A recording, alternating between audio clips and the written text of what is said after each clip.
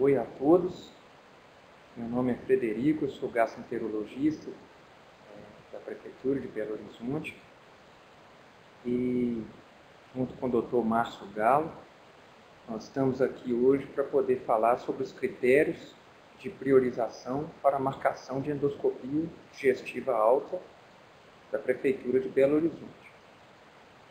Eu vou ficar para a primeira parte da apresentação, nós vamos falar um pouquinho sobre a abordagem da dispepsia e a indicação de pedir endoscopia na dispepsia.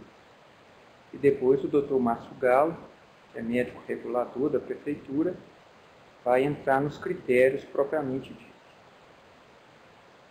A intenção nossa é uma apresentação objetiva, mais curta, e seguindo o fluxograma que vai estar disponível para vocês também aí no computador. Então, o fluxograma é a abordagem da dispepsia não investigada. O conceito de dispepsia é conjunto de sinal e sintoma do aparelho digestivo superior.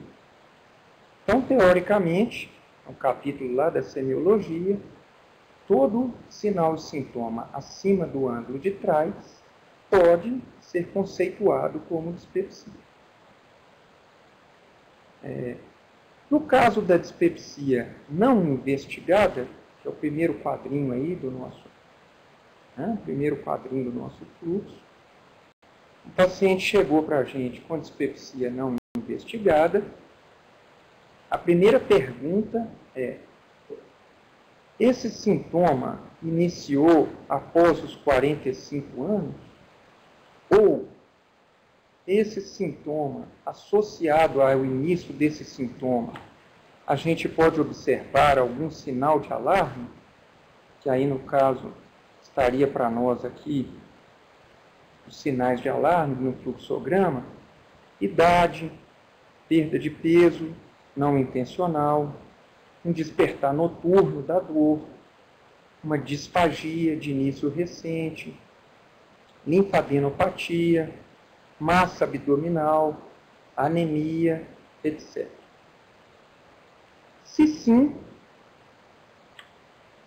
fica indicado direto o pedido da endoscopia.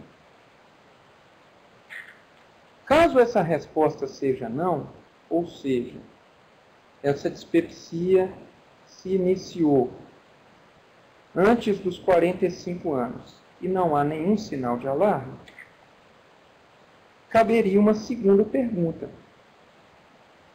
Dentro do sintoma desse paciente, o que predomina são os sintomas típicos de doença do refluxo gastroesofágico, ou seja, o sintoma predominante seria uma pirose ou uma regurgitação? Então, continuando. Se sim, antes de qualquer fato, a gente pode fazer um tratamento de prova com o IBP, o inibidor de bomba protônica, por 6 semanas. Após esse período de 6 semanas, seguindo o fluxo, houve uma boa resposta? Se sim, podemos manter esse IBP associado a medidas anti-refluxo. Então, voltando lá acima, na nossa pergunta anterior. O que predomina é sintoma de refluxo, ou seja, pirose ou regurgitação? Se não, aí o recomendado é investigar o H. pylori. Segundo o terceiro consenso brasileiro de H. pylori, publicado em junho de 2013, e o consenso mundial, que é o Maastricht 4, a primeira alternativa do paciente com dispepsia é afastar a presença do H. pylori. O NNT de se erradicar o H. pylori nesses pacientes gira em torno de 12, ou seja, teríamos que erradicar de 12 pacientes para ver a melhora de um caso. Mas, se tratando de dispepsia, é o melhor recurso terapêutico do momento.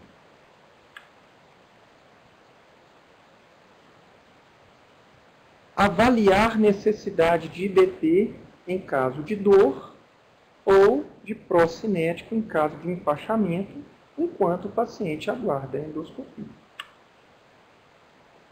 Para investigar o H. pylori, é possível na literatura se utilizar o teste respiratório com carbono marcado, seja com carbono 14, seja com carbono 13 nesses pacientes, que seria o conhecido teste ITRAT.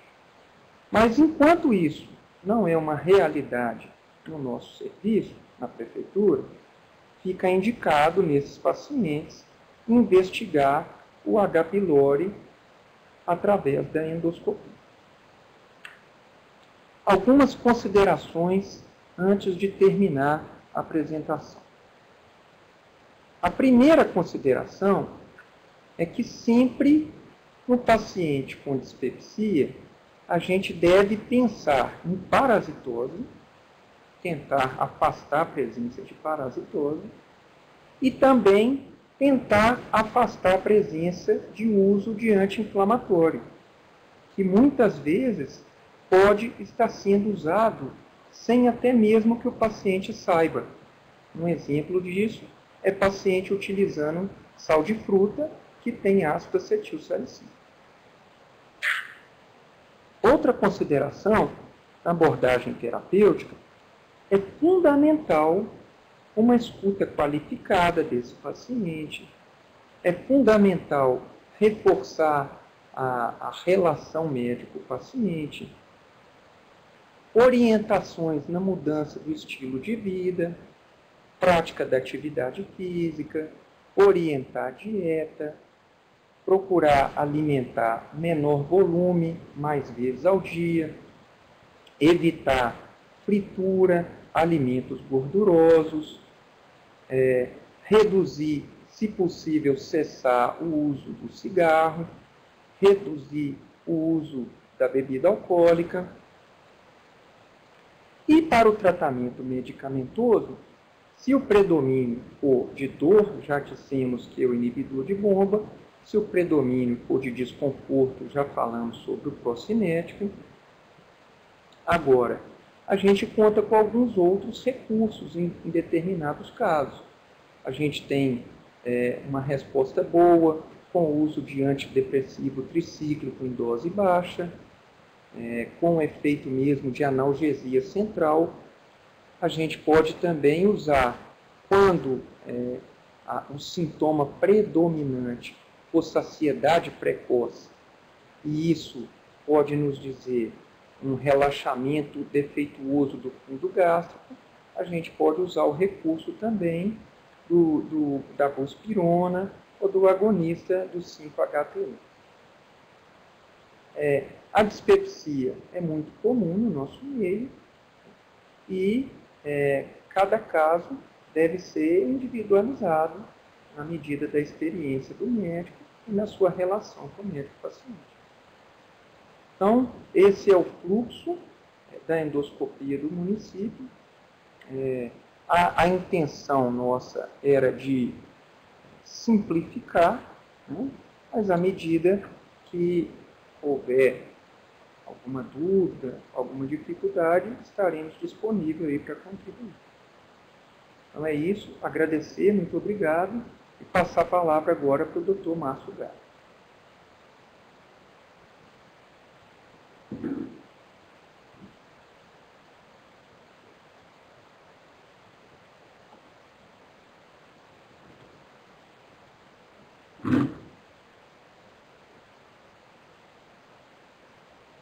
Muito bem.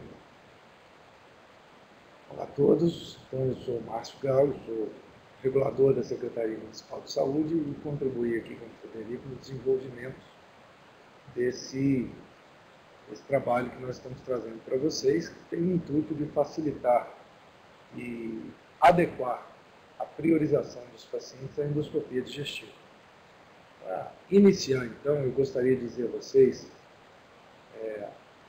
um pouco sobre regulação, que a lógica da regulação é essa, de você orientar da melhor forma possível e com as prioridades adequadas o fluxo, a chegada das pessoas, seja um exame ou seja uma consulta. Então, o que o regulador faz é avaliar a prioridade da solicitação. Isso se torna tanto mais fácil quanto nós temos o entendimento dos critérios utilizados. Por isso, nós vamos divulgando esses critérios, vamos partilhando esses critérios com vocês, para que vocês também possam seguir o mesmo fluxo, assim a coisa vai seguir muito melhor. Né? Então vamos lá.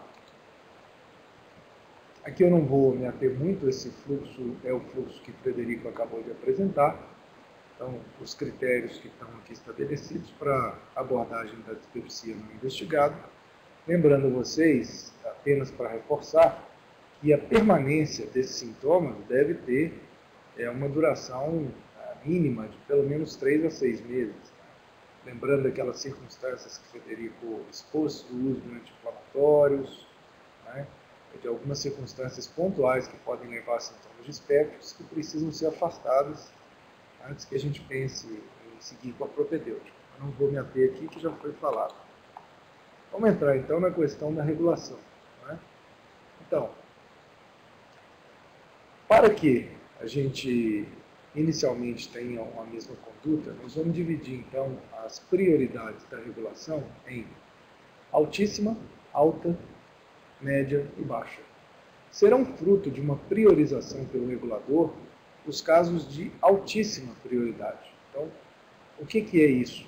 É o paciente que tem tal gravidade na apresentação de seus sintomas e tal necessidade de que chegue primeiro ao exame ou à consulta, que o caso dele vai ser priorizado, ou seja, passado à frente dos demais. Os outros casos deverão ser classificados de acordo com a sua própria prioridade.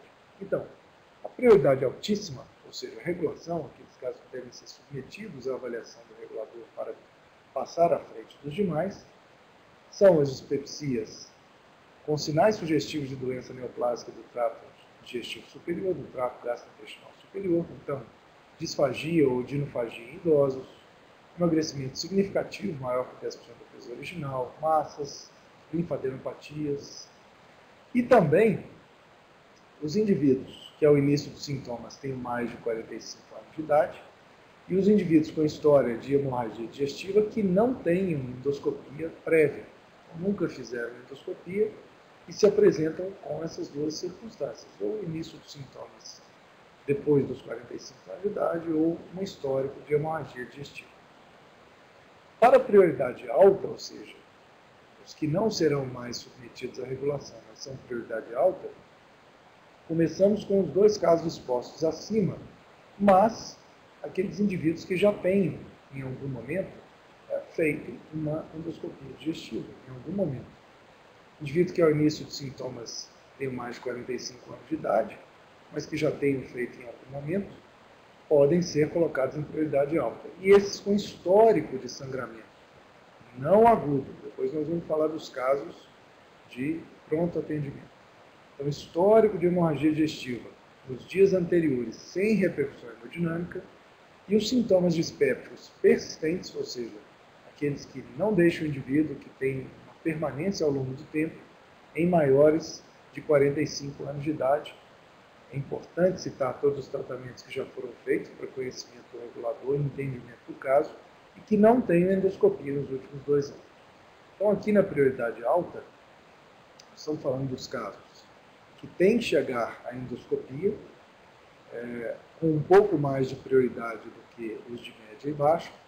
São aqueles casos que foram relatados com que não têm uma endoscopia nos últimos 2 anos. Os casos de prioridade média são os casos em que o indivíduo tem sintomas dispépticos persistentes após tratamento clínico. Aqui também devem ser ditos quais são os tratamentos, mas em indivíduos menores do que 45 anos. Não são alta, então, não são prioridade alta, porque são indivíduos que desenvolveram o sintoma dispéptico abaixo dos 45 anos. Na investigação da hipertensão portal, mesmo assintomática, relacionada à esquistossomose, o controle de cicatrização de úlceras duodenais com complicações, subestenose, profundas, com sangramento ou perfuração anterior, e com histórico familiar em parentes de primeiro grau de câncer do aparelho digestivo. Então, esses seriam os casos de prioridade média. No que difere dos casos de prioridade alta? Tem o critério da idade, tem o critério da gravidade e o fato da endoscopia também ser mais recente. Né? E nos casos de prioridade baixa, você tem todos os sintomas de espectros persistentes após tratamento clínico em indivíduos menores de 45 anos também, então vocês veem a importância da idade na prioridade para a definição de fazer ou não endoscopia, com endoscopia nos últimos 2 anos. Então, se já tem essa endoscopia mais recente, ele não tem prioridade para fazer. Então, esses são os critérios de prioridade alta, média e baixa. Mas nós sempre temos casos que excedem esses critérios. Casos que vão surgir, que são individualizados e que podem ser discutidos pela teleregulação ou mesmo através de envio para o regulador. E um desses casos são os casos que devem ser encaminhados ao gastroenterologista e não para a realização de endoscopia digestiva. Então, que casos são esses? São casos em que há necessidade de acompanhamento evolutivo de diagnósticos anteriores.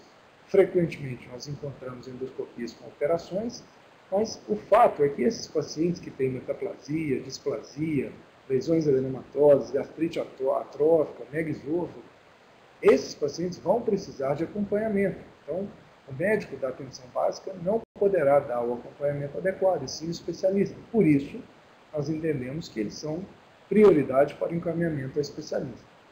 No caso de procedimentos terapêuticos específicos, então, as polipectomias, nas dilatações, as ablações, que estão relacionados à gastroenterologia referência, que é disponível no fluxo da regulação da prefeitura, e após a consulta com o gastroenterologista, o mesmo avaliará o encaminhamento ao serviço terciário. Então, primeiro se encaminha o gastroenterologista, e se o gastroenterologista se entender, vai encaminhar para a gastroenterologia referência. E o fluxo de tratamento endoscópico de varizes, que é bastante frequente que nós encontremos isso, é importante dizer que o sangramento de varizes, a escleroterapia, ligador elástico, tratamento endoscópico, ainda aguarda definição na prefeitura. Nós não temos oferta desse tipo de endoscopia na regulação. E, finalmente, pessoas com histórico de esofagite cáusticas e químicas, pelo risco que acompanha essas lesões, para acompanhamento nos primeiros 5 anos. Esses casos devem ser encaminhados ao especialista e não à realização de novas endoscopias. Por fim, temos aqui o pré-operatório de transplante e complicação de cirurgia bariátrica, que aí tem um ambulatório específico de cirurgia bariátrica e não é uma endoscopia que deve ser feita na rede. E os casos que devem ser encaminhados ao pronto atendimento, ou seja, aqueles casos que estão acima da prioridade altíssima, eles são ainda mais prioritários, mas pertencem ao fluxo da urgência. O paciente deve ser encaminhado a unidades de urgência para que o problema seja abordado. Então, são os quadros agudos de hemorragia digestiva, né? Então, a hemorragia digestiva acontecida no dia ou até 48 horas antes, que ainda está em vigência. A ingestão de corpo estranho também deve ser encaminhada ao pronto atendimento. A disfagia aguda de alto desconforto, sintomas insuportáveis ou de alta intensidade. E a ingestão de cálcio. Esses casos não devem ser colocados na regulação, devem ser encaminhados diretamente a urgências, a unidades de urgência, para que seja feita a abordagem adequada. Com isso, com esses casos, a gente ressaltando os critérios da idade, da presença ou não de endoscopia prévia no período de 2 anos, a gente consegue organizar, então, o fluxo em prioridade altíssima, alta, média e baixa. Lembrando que as prioridades alta, média e baixa podem ser definidas no próprio centro de saúde e não precisam ser enviadas à regulação. Os casos de prioridade altíssima é que deverão ser enviados. Agradeço a todos, é só isso. A nossa exposição realmente é objetiva e tem o intuito de simplificar e facilitar a conduta no dia a dia.